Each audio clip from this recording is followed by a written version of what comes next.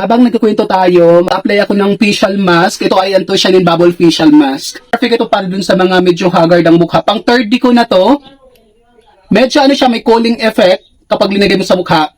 Balik tayo dun sa kwento ko. 2022, nung unang inintroduce sa akin ng pamangkin kong IT na si Ninyo, yung pag-affiliate. Ang sabi niya sa akin, Tito, gusto mo mag-affiliate? Sabi niya ganun. Sabi ko, ano yan? Sabi niya, kikita ka dito, ano ka lang ng video, mag-upload ka lang. Pero that time po, hindi masyadong rampant yung pag-create ng content na ikaw mismo yung haharap sa camera para i-promote yung product.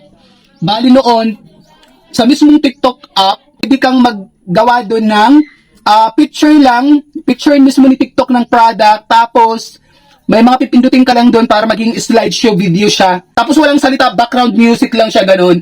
And then, dahil open-minded naman ako, basta tungkol sa pagkakakitaan, ginawa kong sideline yun habang nagtatrabaho ako sa Maynila. Halimbawa, minsan, walang tao dun sa work ko. Minsan, pag uwi ko, dun ko ginagawa. Inaabot ako minsan ng 1:00, 2:00 sa pag-upload.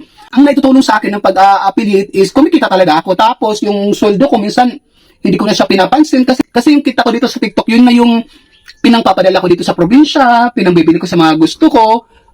Sa madaling sabi, naging daan siya para mas maging magaan yung financial status ko.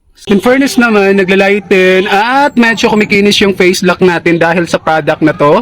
3 days na akong gumagamit nito. Ito yung pinanghilamos ko every morning. At ang masasabi ko naman ay effective siya at itutuloy-tuloy pa natin yung paggamit ng Antocianin Bubble Facial Mask. Kaya kung gusto mo rin kuminis, gusto mong i-exfoliate yung face mo, gusto mong malinis yung mga pores mo, at matanggal yung mga blackheads, ilalagay ko yung link shop nito dito sa Yellow Basket. I-check out nyo na to, ma'am and sir.